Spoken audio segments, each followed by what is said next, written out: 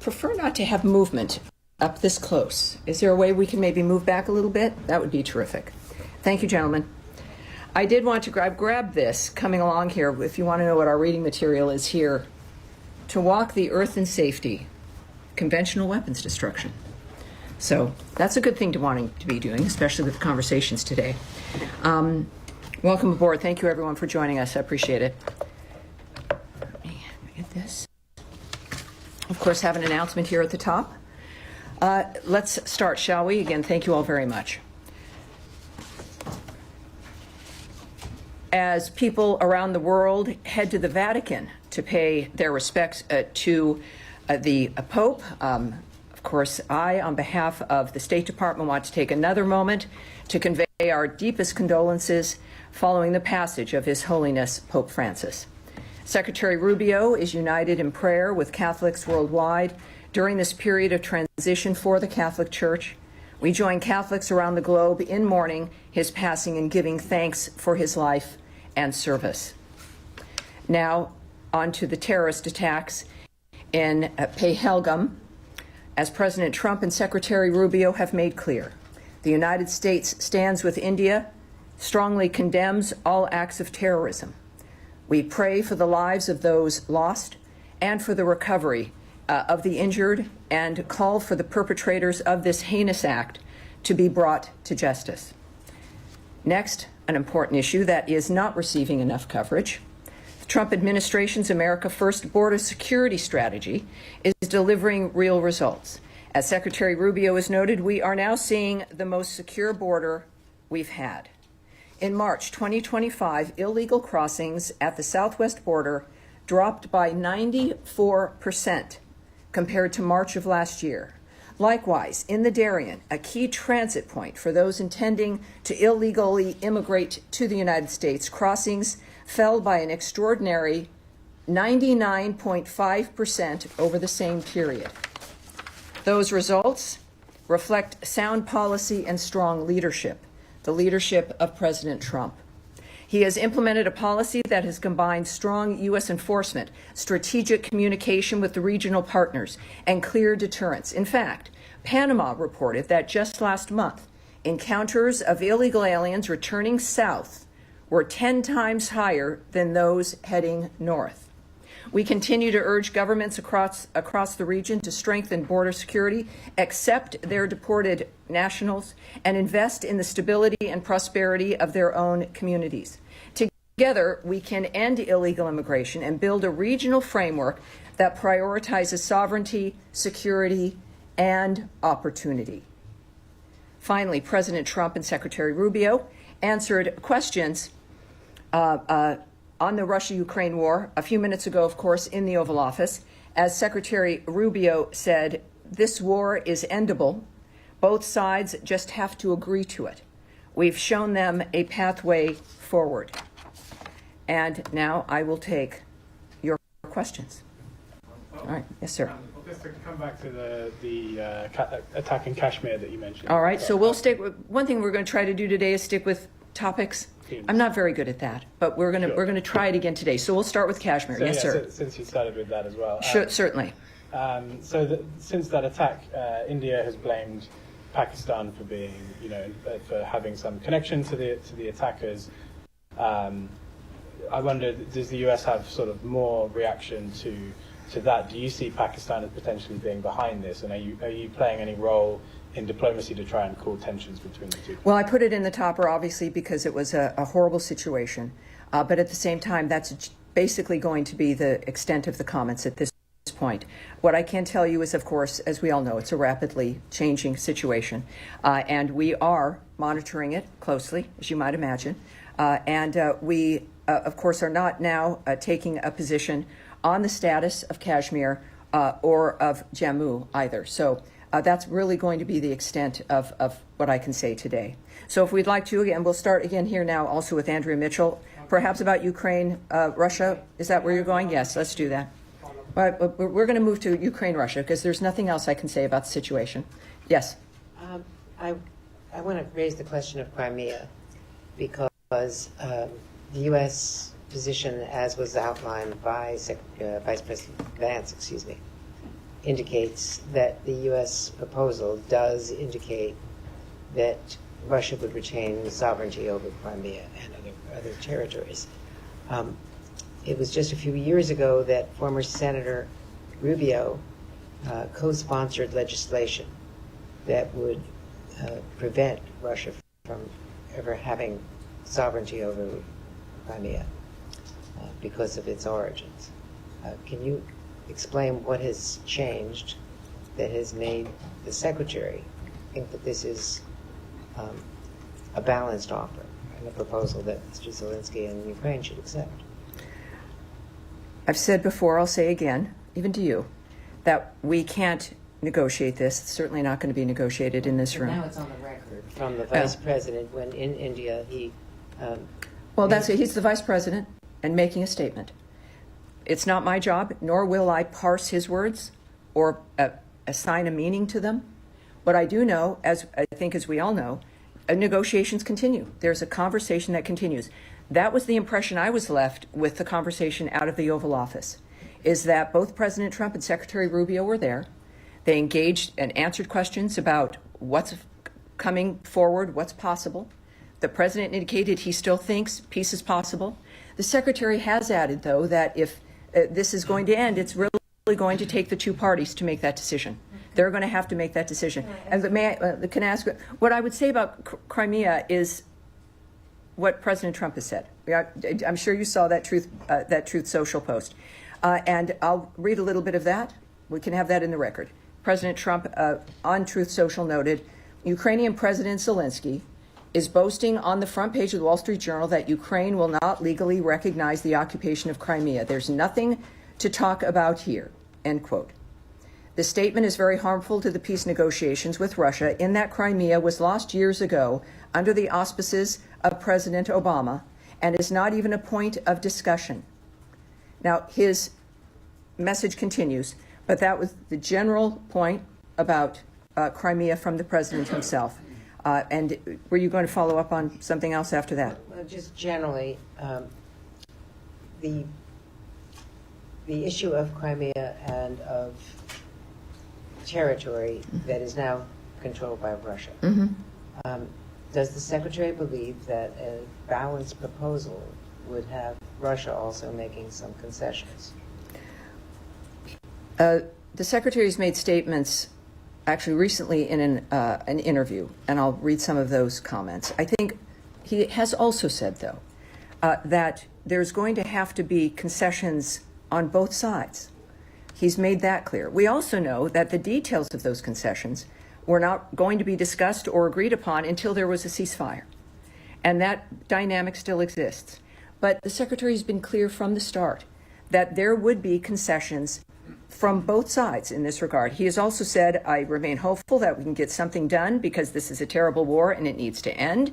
He also says that there is no military solution to this war. Russia is not just going to roll over Ukraine and take the whole country, and Ukraine's not going to push them all the way back to where they were before 2014. He says we have a better understanding of the Russians' position now because we've actually spoken to them after 3 years of not speaking to them. And at some point we determined that we're just too far apart and I should say, if at some point we determine that we're just too far apart and not enough movement is happening, we may need to move on to other priorities because there's a lot of important things happening in the world. Lastly, ultimately, it's not up to us. It's up to Russia and it's up to Ukraine. They have to make the decision that they're willing to move closer to one another, and we need to see progress. Indulge me just a moment. If it's up to Russia and it's up to Ukraine, how does the Secretary feel about the fact that it's been, according to the calendar and Zelensky, 44 days since Ukraine accepted the U.S. proposal for a third ceasefire? Of course. And Russia last night bombed Kyiv with, so far, the death count was 12 people. Yes, the President messaged again on Truth Social. He was not happy with that. There's been a number of comments from both men. And of course, that action the President was not happy with.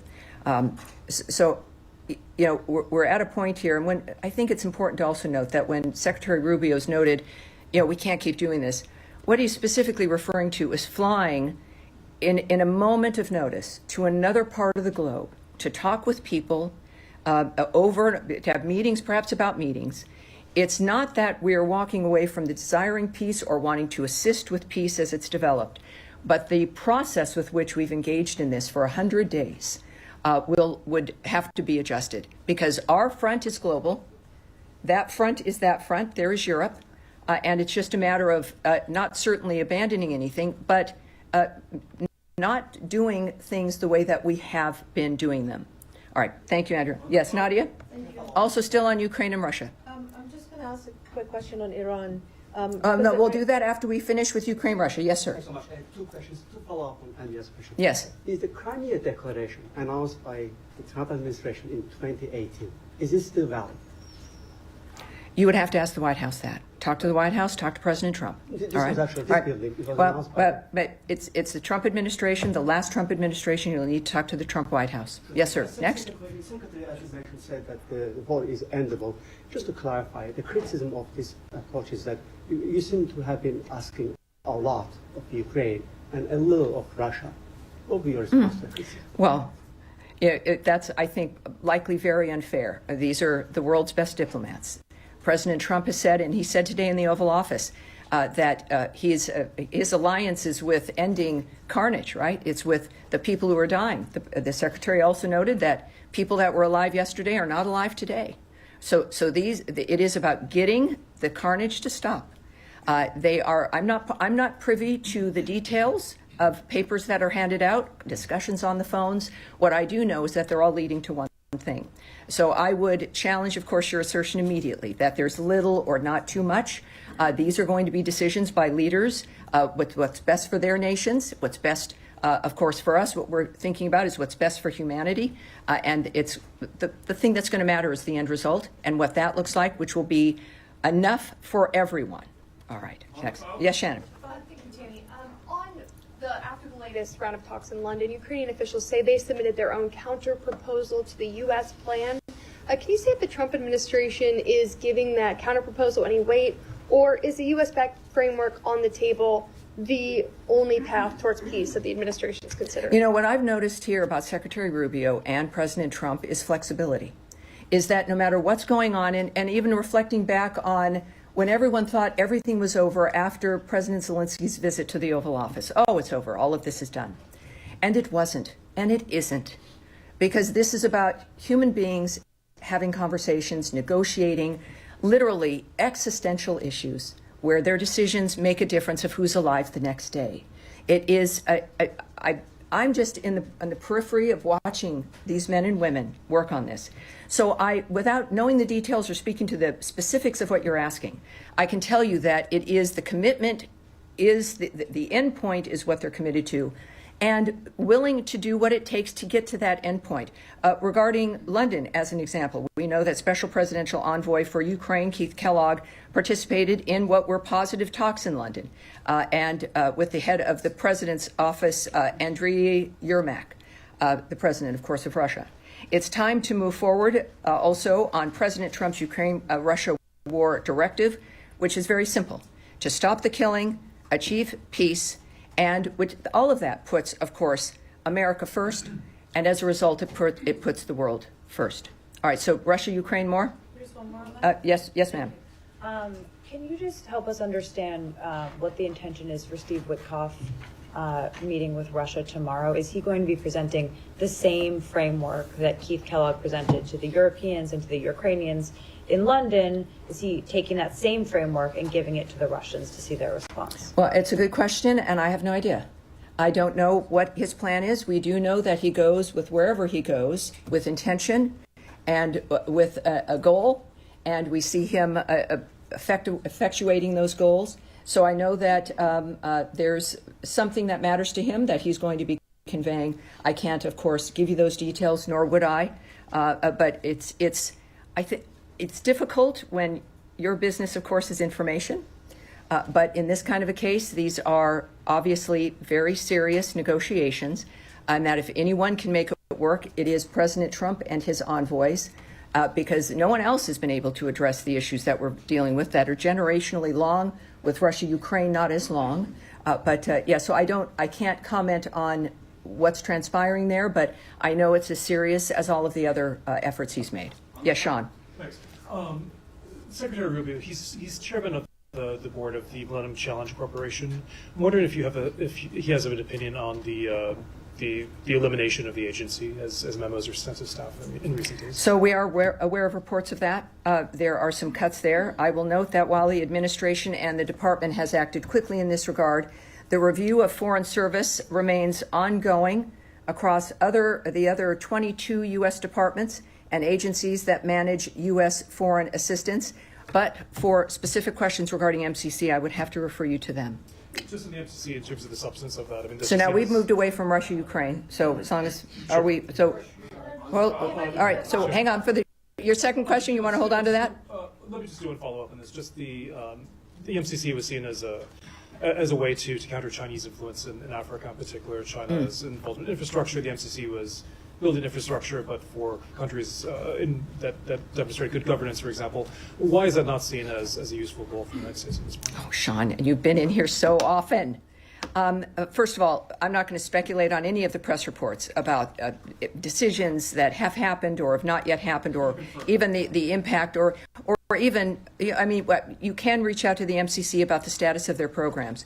But if this is about really ceding ground to anyone, the administration is intent on delivering a foreign assistance policy that is efficiently and effectively serving America's interests. And the ongoing review does that for whatever the policy is, whatever the region is. And in fact, of course, it's effective for this aspect as well.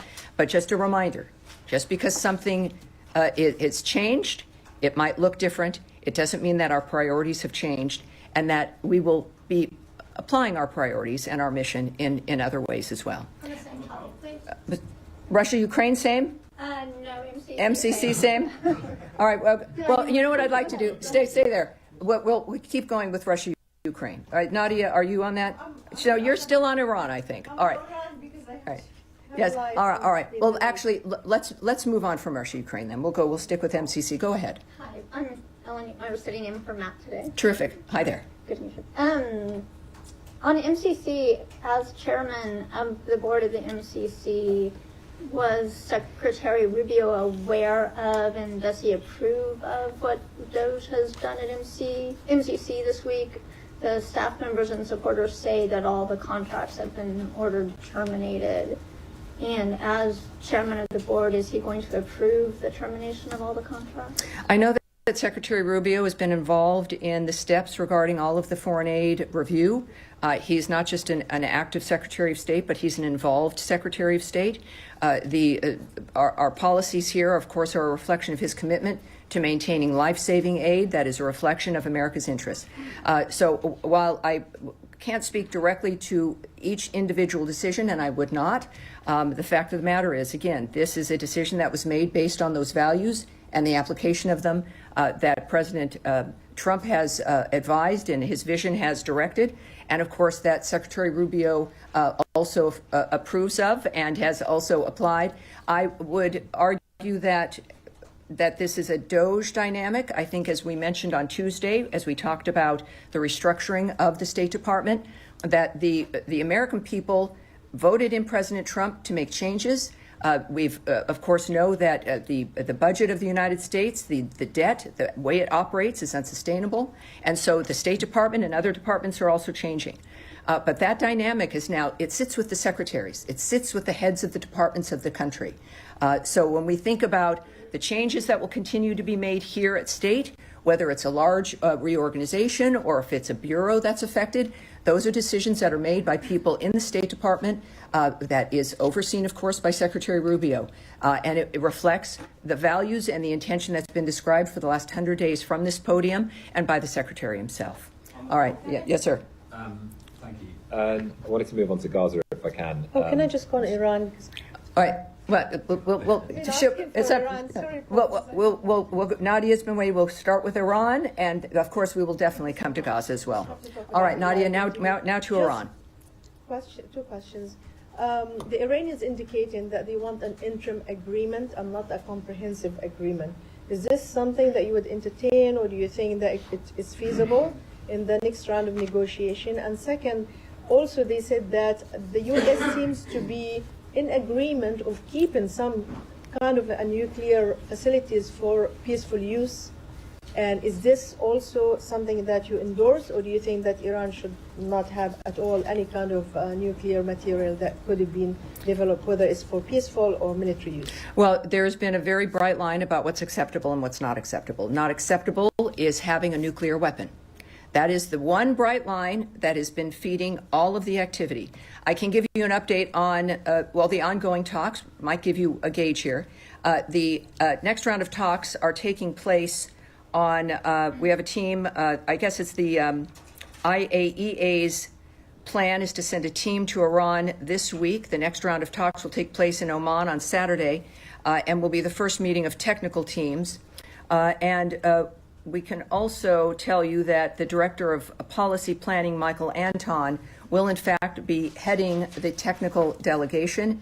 And yes, Special Envoy Witkoff also will be present. Obviously, I will not, and you know, that I will not discuss the details of any proposals, real or non-existent, discussions, negotiations, what one party says versus another. What I've found, and I know it just sounds like rhetoric, but it's true, is that these are very detailed, person-to-person conversations about issues that affect millions of lives, and the things that get talked about on TV by people or pundits, of which I love pundits, I was one. It does not help or really shed any great light on the nature of what's going on, but what it can do sometimes is frighten people and put people in an even more heartbreaking, suffering situation. So it's I understand that, and that's why I'm reticent, because also there's other countries and people involved, and there's something it's important to not say things that can be misinterpreted. And we are determined to not do that, considering what's happening around the world. But what we do know is clear, and we've been, I think, as transparent as possible. Talks are ongoing. As a matter of fact, they continue to be positive and constructive, I can tell you. So we've made good progress, and we have a long way to go. And so these things go on. As we've seen, sometimes they can change. But that's as much as I can give you. So Iran, yes, sir. Thanks, Abby. Can we just ask, how was Anton chosen for this role leading the technical side of the talks? My understanding is that he doesn't have a technical background in nuclear science and stuff. Is there going to be someone else advising him, and could you name that person? I will not go into the details of the rest of the delegation, but he's there because he should be there. Yes. All right, you're on. Yes, sir, of course. Saeed. To the point that actually Nadia raised, yesterday Secretary Rubio told Barry Weiss that the U.S. is open and accepting of an Iran peaceful program, considering that it is a member of the Non-Proliferation Treaty. But the position of the Israeli Prime Minister, Benjamin Netanyahu, is that the total destruction of all nuclear-related facilities, peaceful and otherwise, a la what happened in Libya in the old days. So do you see that this is evolving into some sort of a gap between the position of the United States and Israel? But first of all, I reject your general premise. Again, what we can discuss are things that are projected upon regarding the notion of some remarks that the Secretary may or may not make.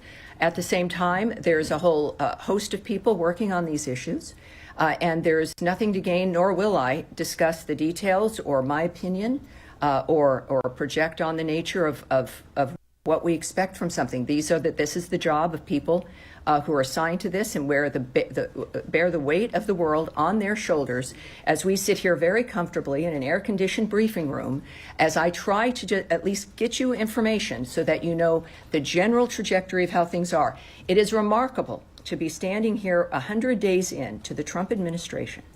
Ukraine and Russia are at a table. We may not always like what's said at the table, but they're at the table. We've had a ceasefire in Gaza, which, after what had happened on October 7th, was a remarkable establishment. We continue, despite the resistance to the continuation of that ceasefire, to work on that so that that kind of carnage that has been generational can come to an end. The world remains in this place, and I think the American people knew who we needed in the White House, and it's Trump. Things are changing rapidly, and they will continue to. All right. Yes, madam, in the back. I'm sorry. Can we turn up her mic a bit? So I experimented and sat in the back of the room the other day when there was an event here, and you can't hear anything from any of the other people in the seats when you're further back. So at any rate, go ahead. I wanted to ask about Israeli National Security Minister Itamar Ben-Gvir being in America, attending a dinner at President Trump's Mar-a-Lago resort, where senior Republican officials were there as well. He said that the U.S. approves bombing food and aid depots in Gaza. Is this true? Is this endorsed by the Trump administration? And where does the United States stand on this? That was, I believe, one report. It was something that he said on his own that has not been confirmed or discussed or anything that is relevant for me to be able to comment on that. It is, of course, in complete contradiction to the nature of our commitment to getting food aid and assistance. And my goodness, the work over these 100 days for that first ceasefire and to get that aid into that area, it's difficult. But that dynamic, I think, is not something that I certainly am going to expand upon with one report, comments from one individual. But what I will do is reiterate certainly our commitment to Israel, our commitment to creating a better framework in Gaza, stopping the slaughter, getting aid and food in. That has been a North Star for this administration, for Trump and for Rubio from the beginning, and for, I think, people everywhere for generations. All right. Yes, go ahead, Eric. Go ahead, Eric. Please, thank you. Thank you, Tammy. If I can return for one moment to Russia and Ukraine. Well, no, that has gone by. We will stick with Iran. And yes, go ahead, or we'll move on to a different topic. It's just to follow up really. Yes, of course. On aid into Gaza, because there was a significant statement from French, German, and UK foreign ministers yesterday about this, saying 1 million children facing acute risk of starvation, epidemic disease and death. So the Israeli decision to blockade is intolerable, and Defence Minister Katz's recent comments politicising aid are unacceptable. Called on Hamas to stop diverting aid and to release the hostages.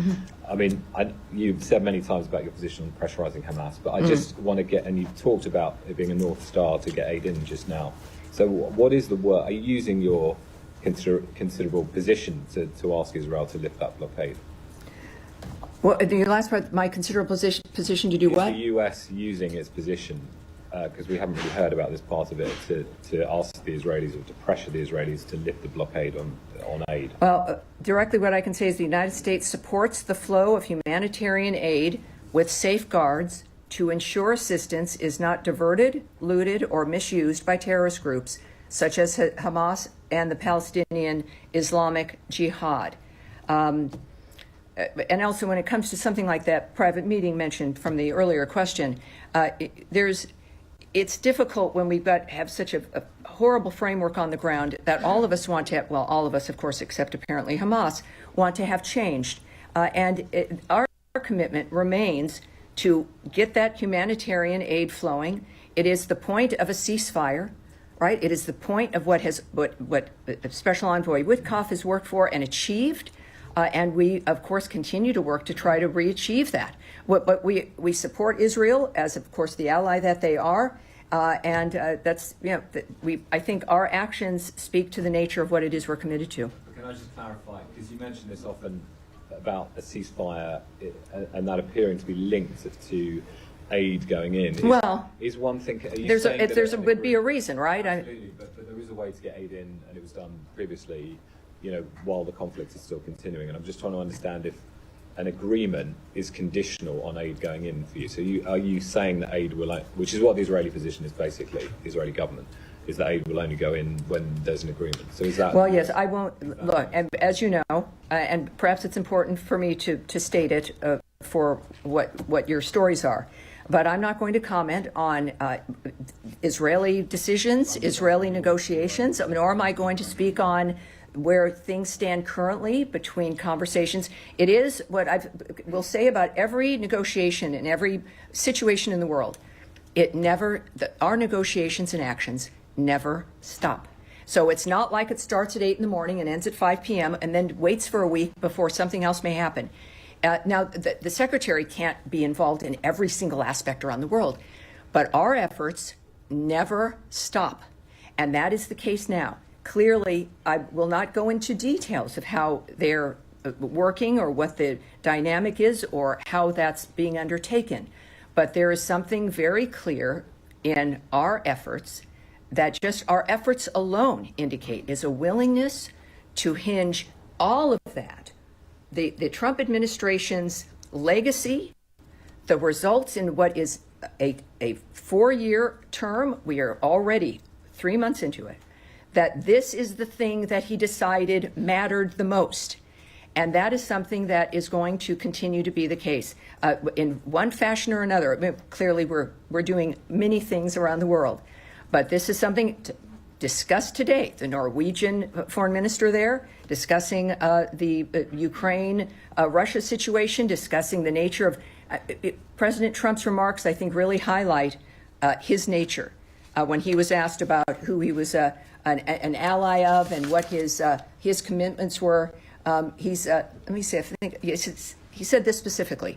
When asked about who his allegiances were with, he said, "I have an allegiance to saving lives." And for those of you who've met him, that's not a line. It's a line I have to read, but that came from him, and that's what drives this effort, and that includes humanitarian aid, whatever region of the world it's in, and how we can get that moved through. All right. Well, now let's, yes. So we've been speaking about Gaza. Shall we continue that? Are we on Gaza here? Go ahead. Yes, Gaza. Yes. All right. We expand to the Middle East. All right. We'll all right. On Iran. We'll go to Gaza again, and then we'll come back to Iran. So Gaza specifically. Yeah. Oh wait, sir. No, sir. The man right here in glasses. Yes. Go ahead, sir. It's not on Gaza. Okay. So you go ahead. It's not on Gaza. In his first term, well, President Trump, sir, I will direct this. You will not. Go ahead, please. In his first term, President Trump. Yes. Go ahead, please. Sorry. In his first. Do we have? In his first term, President Trump offered to mediate between India and Pakistan on the issue of Indian-occupied Kashmir. I know you just said that this administration has no position on Kashmir right now, but there too much tension. I'm not going to be remarking, sir. As I mentioned, I appreciate this, and perhaps we'll come back to you with another subject. I will say nothing more on that situation. The President and the Secretary have said things, as have the Deputy Secretary. They've made their positions clear. I will not continue with something in that matter. Yes, sir. Go ahead. Yeah, go ahead. Thank you so much, Tammy. Today, the Iraqi foreign minister is going to arrive in Washington, D.C., and in a post on X, he says that he's going to meet with the U.S. counterparts on speaking and talking about mutual security. And have you scheduled any meeting with him? This is the first part of my question. The second part, are there any impacts or implications of your talks with Iran on Iraq? I'm asking this because when it comes to Iraqi security, Iran is floating into the discussions. There's a lot of Iranian-backed groups in Iraq, and you stopped the sanctions waiver to Iraq because they were buying electricity from Iran. Well, I can tell you that the Iraqi Deputy Prime Minister and Foreign Minister, Dr. Fuad Hussein, will be here at the State Department tomorrow for various meetings. I will be in one of those meetings. As far as to the specifics of what will happen, I have nothing to preview for you at this time, but we will have readouts. So we will have some details of those meetings tomorrow. Yes, sir. Go ahead. Yesterday, a group of Bangladeshi Americans held a press conference at National Press Club in which they requested the State Department, the U.S. government, to look into the ways in which the U.S. aid money was used in Bangladesh. Is the State Department looking into those? You know, I will, again, for something to address what might be going on, we're going to take that question. We'll go from that. And yes, ma'am, in the blue shirt, sir. Thank you. If I may ask on Georgia, under the new administration, the first meetings were held with the Vice Prime Minister of the ruling party of Georgia. Could you provide some details about this meeting, including the main issues discussed and the position shared? And for people watching When I say we're going to take a question, that means that you, in fact, are going to get an answer to that question, but not from me. So we're going to take that question as well. But when people do that, if they have a question that needs some details or I need to get more information, when we say we're going to take that, then you'll receive a direct answer from this department, and that's going to be one of those cases. We'll try. Matt, with the beard? Yes, sir, with the beard. Go ahead, please. You mentioned a lot. Sorry, John Stewart with Notice. Hi there. You mentioned a lack of coverage about the southern border. Yes, sir. And I wanted to ask, can you shed a little bit of light on the State Department's coordination with the Department of Defense for the delivery of these deportation flights to countries in South America? Well, I can tell you a little bit. I know that also came up on, maybe even last week, certainly perhaps even on Tuesday. So this is the diplomatic services, right? We know that they are actively partnering with DHS in implementation guidance and mandatory training related to DSS enforcement of statutes and regulations. And in February 18th to be specific, the Secretary of the Department of Homeland Security delegated Title VIII authorities to the DSS. They also, there have been some questions about their relationship regarding the state of Virginia. We know that we refer you as a result directly to DHS and the Virginia Homeland Security Task Force for any questions regarding that interagency support in their ongoing mission there to prevent illegal immigration. And they are a key partner, we will say, about the DS. They are a key partner in the United States' work to reduce illegal immigration and root out those who endeavor to exploit the U.S. travel system. Their primary mission, for those of you wondering about the diplomatic security services, their primary mission is to protect diplomatic assets, personnel, and information and combat transnational crimes connected to visa and passport fraud, as well as to investigate transnational human trafficking crimes. DSS law enforcement authorities complement and strongly support the administration's priority to deter and reduce illegal immigration into the United States. All right. Yes. All right. How are we doing? All right. All right. I think that's going to be it for today, and we will see you. We'll see you next Tuesday. All right. Thank you. Have a great day, everybody.